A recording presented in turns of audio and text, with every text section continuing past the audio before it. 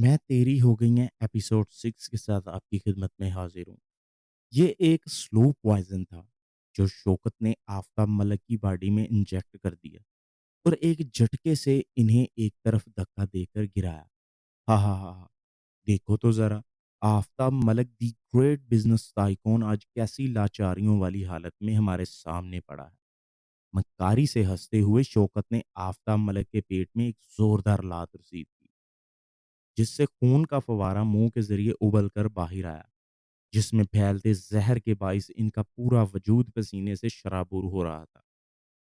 आँखें आहिस्ता-आहिस्ता बंद हो रही थी, लेकिन कुछ भी करदा अपनी खराब होती हालत पर काबू पाने की कोशिश में लगे थे। तुम्हें क्या लगा आफ़ताब मलिक कि मैं तुम्हारी इश्क में पागल हूँ, जो तुम्हारी पहली शादी और एक बच्ची के बावजूद तुमसे शादी के लिए मरी जा रही हूँ? मेरी मोहब्बत तो इस दिन इंतकाम का रूप ले चुकी थी, जब तुमने इस 2 टके की शहरी लड़की के लिए हवेली और हमारे मुस्तकबिल के रिश्ते से इनकार किया था। और तुम्हें क्या लगा कि मैं तुम्हारी इस बेटी से बहुत मोहब्बत करती हूँ? हाँ, अगर तुम्हें ऐसा लगता है, तो अफ़सोस के साथ मुझे ये तुम्हें बताना पड़ रहा है कि ये तुम्हारी भूल है। मुझे तुम्हारी इस मनहूस बेटी से कोई लगाव नहीं है। मैं तो चाहती थी कि मैं तुम्हारी इस बेटी की ज़िंदगी जहन्नम बना दूँ, उसे पल-पल तड़पता देखूँ। जब वो तड़पे रोए सिसकेगी, तो मेरे दिल में जल्दी बदले की आग को ठंडक मिलेगी और अपनी बेटी की हालत देखकर तुम तिल-तिल कर मरोगे। तभी जाकर कहीं मुझे सुकून मिलेगा। पर अफ़सोस तुम्हें सब पता चल गया। अब सोच रही हूँ, इतना झमेला पालने से अच्छा है तुम दोनों का काम ही तमाम कर दूँ। अब जब मैं सारे प्रॉपर्टी के पेपर्स पर तुम्हारे साइन और अंगूठे के निशान लगवा लूँगी, तो मुझे कुछ और नहीं चाहिए। मुझे तो बस अपने शौकत के साथ एक आराम, सुकून और अय्याशी किस्म की ज़िंदगी चाहिए, जिसके लिए तुम्हें और तुम्हारी इस बेटी को मरना पड़ेगा। तुम फ़िक्र मत करो, जैसे ही वो स्कूल से आती है, मैं इसे भी तुम्हारे साथ ही रुख़सत कर दूँगी। वो क्या है ना कि अब वो तुमसे इतना प्यार करती है, तो तुम्हारे बिना कैसे रहेगी? अब मैं इतनी ज़ालिम नहीं हूँ कि बाप-बेटी को जुदा कर दूँ। मैं तुम दोनों को एक साथ इस फ़ानी दुनिया से रुख़सत करूँगी।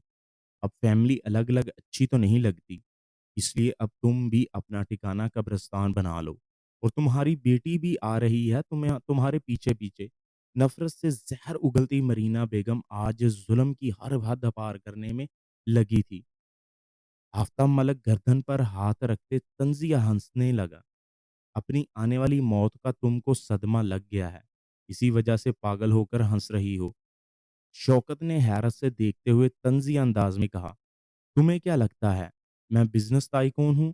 तुम जैसे लोगों को देखकर आफ़ताब मलिक तुम्हारे इरादे जान लेता है। लेकिन मैं नहीं जानता था कि तुम इतनी गिरी हुई घटिया औरत होगी, जिसे अपनी ही इज़्ज़त का पास नहीं। तुम एक बीमार ज़हनी मरीज़ा, एक क्रिमिनल माइंडेड औरत हो। तुम्हें क्या लगता है कि तुम मेरी बेटी को मार दोगी? तो क्या ये सब तुम्हारा हो जाएगा? बहुत अफ़सोस के साथ कहना पड़ा, मरीना बेगम, अगर तुम ऐसा सोचती हो तो ये तुम्हारी भूल है। शदीद तकलीफ़ आखिरी सांसों में भी आफ़ताब मलिक तंज़िया हँसते हुए मरीना और शौकत के पहुँचकार कर गए। मैंने अपनी सारी दौलत जायदाद एक-एक पाई अपनी बेटी के नाम कर दी है। जब तक वो पूरे 18 साल की होकर अपनी मर्ज़ी से पूरे होशो-हवास में ये जायदाद किसी के नाम ना करना चाहे, इस जायदाद में से कोई 1 रुपया भी नहीं ले सकता। अगर वो आज या 18 साल से पहले मर गई, तो ये सारी जायदाद अपने आप सरकार के नाम हो जाएगी और सरकार को पूरा हक होगा इस जायदाद को जैसे चाहे इस्तेमाल करे।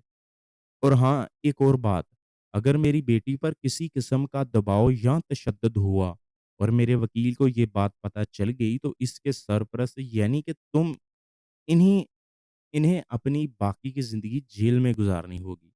क्योंकि मेरा वकील मेरे होते हुए हर महीने यहाँ आकर हर चीज़ की अच्छी से छान-बीन कर जाता है। मेरे बाद तो फिर तुम समझ सकती हो, मैं अपनी बेटी के लिए कोई आम इंसान हायर नहीं कर सकता।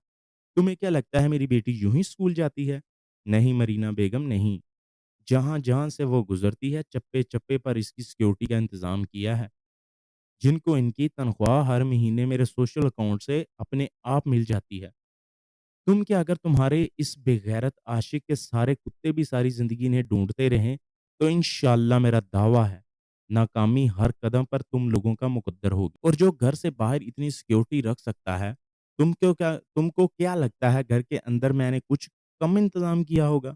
आज तुम्हारी किस्मत अच्छी है कि घर में कोई नहीं है, लेकिन क्या गुस्से से चीखते हुए मरीना बेगम आफ़ताब की तरफ लपकी। जब ही शौकत ने हाथ बढ़ाकर उसे कुछ करने से रोका।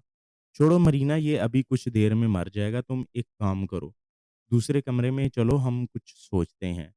ऐसे तो हमारे सारी मेहनत पर पानी फिर जाएगा। चलो यहाँ से। शौकत उसे खींचते हुए दूसरे कमरे में ले गया। ये सोचे बगैर कि इस कमरे में एक फ़ोन भी है और आफ़ताब मलिक अभी ज़िंदा है। लेकिन मरीना बेगम एक आँख अब भी तुम्हें देख रही है।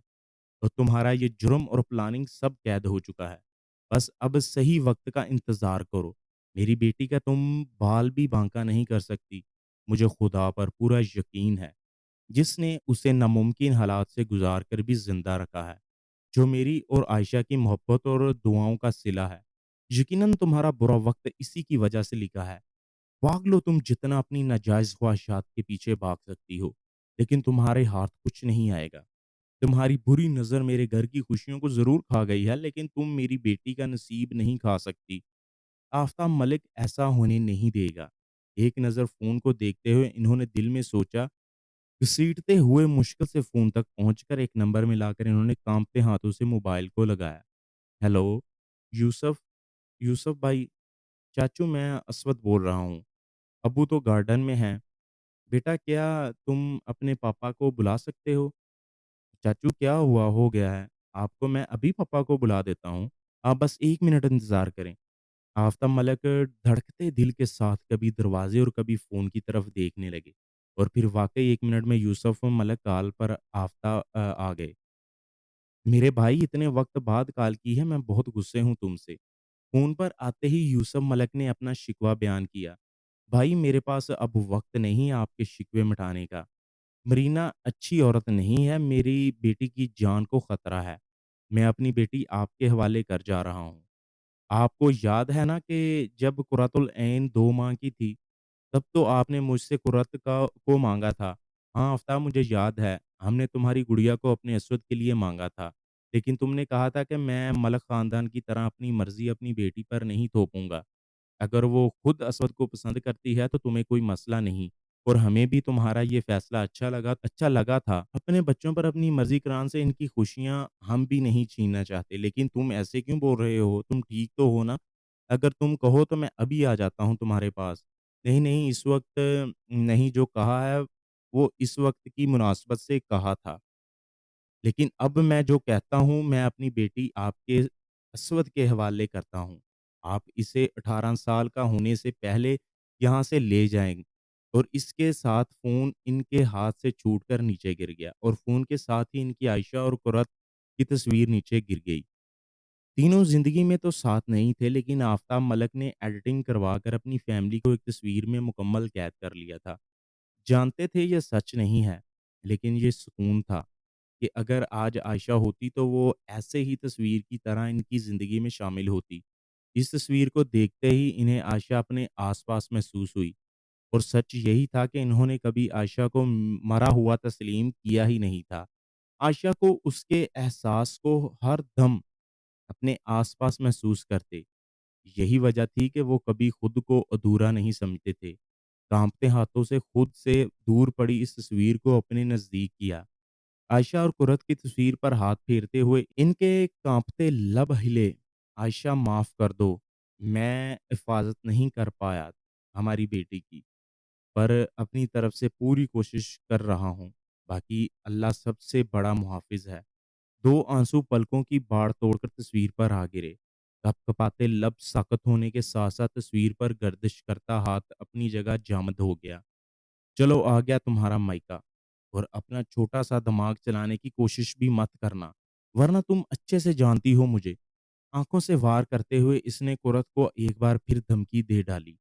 तुम हो ही दो, मुँह बनाकर कहते हुए इसने असवद के हल्के सांवले रंग पर चोट की और अपने दूध जैसे चमकते हाथ को ऐन इसकी आँखों के सामने लहराया। एक पल के लिए वाक़ई उसे अपने सांवले रंग पर अफ़सोस हुआ, लेकिन दूसरे ही पल मुस्कुराते हुए, जो अपनी बड़ी-बड़ी आँखों को पटपटाते अपने डिंपल की नुमाइश करते हुए इसे फुल तंग करने के मूड में थी। हम सीट की पुष्ट पर सर गिराकर एक नज़र भरकर उसके चमकते हुए चेहरे का अहाता किया। क्या फ़र्क पड़ता है जान? इसीलिए तो तुम जैसी सफ़ेदी की चमकार पसंद की है मैंने। आखिर अपने होने वाली नस्ल के बारे में भी तो सोचना था। अब मुझे अपने सारे बच्चों की आँखें, होंठ, नाक और रंग सब अपनी बीवी जैसा चाहिए। क्या मतलब है तुम्हारा? तुमने हमसे शादी सिर्फ़ अपने बच्चों के रंग गोरे हों इसलिए की है? हैरत की ज़्यादती से आँखें फाड़कर देखते हुए इसने सदमे से पूछा। हाँ ना, तो और तुम्हें क्या लगा? उसे और ज़िच्च करते हुए असवद ने एक बार फिर इसे चिढ़ाया। तुम बहुत बुरे हो। हमें बचपन से पता है कि तुम हमें सिर्फ़ तंग करना जानते हो और तुम्हें बहुत मज़ा आता है, जब हम रोते हैं। डबडबाई आँखों और रंधे हुए लहजे में कहते हुए सीट बेल्ट खोलकर इसने अपनी तरफ का दरवाज़ा खोला। लेकिन इससे पहले एक झटका खाकर वो दोबारा अपनी जगह बैठ गई। छोड़ो हमारा बाज़ू, हमें घर जाना है। अपना बाजू इसकी मजबूत गिरफ्त में देकर एक हाथ से उसका हाथ पीछे करने की पूरी कोशिश की। खबरदार जो कभी मेरी मोहब्बत पर शक किया। अभी तुम मेरे जज़्बों की सच्चाई से आगाह नहीं। ऐसा ना हो कि जिस दिन तुम्हें सच पता चले, तुम खुद से नज़रें मिलाने के काबिल ना रहो। और मैं तुम्हारी आँखों में आँसुओं का तसव्वुर भी नहीं कर सकता।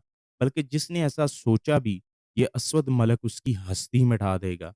अंगूठे से उसके आंसू साफ करते हुए इसने सख्त नज़रों और अफ़सोस भरे लहजे में कहा, "अभी तुम नादान हो लेकिन तुम्हारी ये नादानी अब इन हालात में और ज़्यादा मैं बर्दाश्त नहीं कर सकता। अपनी बेवकूफ़ियों से बाहर निकलो और अपने आस-पास नज़र रखो।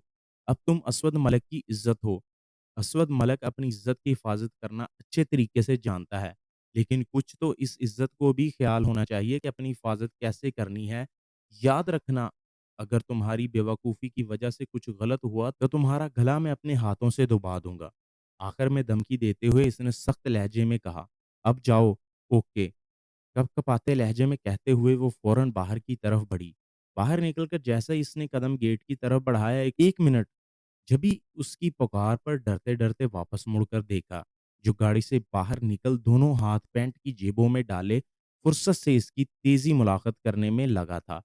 "ऐसे कैसे जा रही हो? 2 घंटे की मनकूहा हो और बिना कोई किस, बिना कोई हक के जा रही हो, इधर आओ और एक ज़ोरदार जप्पी डालो मुझे।" आँखों में शरारत लिए इसने मजनूई गुस्से से कहा। वो जो हैरत और शॉक में उसके पल-पल बदलते रंग देख रही थी। इसकी इस डिमांड पर अकल ने काम करना बंद कर दिया। आखिर वो इसका क्या जवाब दे? "इधर आओ, सुना नहीं तुमने?" अब की बार ज़रा सख्त लहजे में कहा। वो जो सोच रही थी कि अब क्या करे? इसका सख्त लहजा सुन बिना सोचे समझे बिजली की तेज़ी से आकर अपना सर उसके कांधे पर टिकाया। दोनों हाथ इसकी पीठ पर बाँधकर लंबे-लंबे साँस लिए। डर के मारे उसका पूरा वजूद हौले-हौले लर्ज़ रहा था। इसकी इस हालत पर असवद का दिल किया कि कहका लगाकर हँसे। मुस्कुराकर अपने बाजुओं का हसार इसकी नाजुक सी कमर के गिर्द बांधा, हल्की सी गिरफ्त को सख्त कर अपने लब उसके बालों पर रखे और चेहरा उठाकर दूसरी मंजिल पर खड़ी मरीना बेगम की तरफ एक दिल जला देने वाली मुस्कुराहट को उछाला।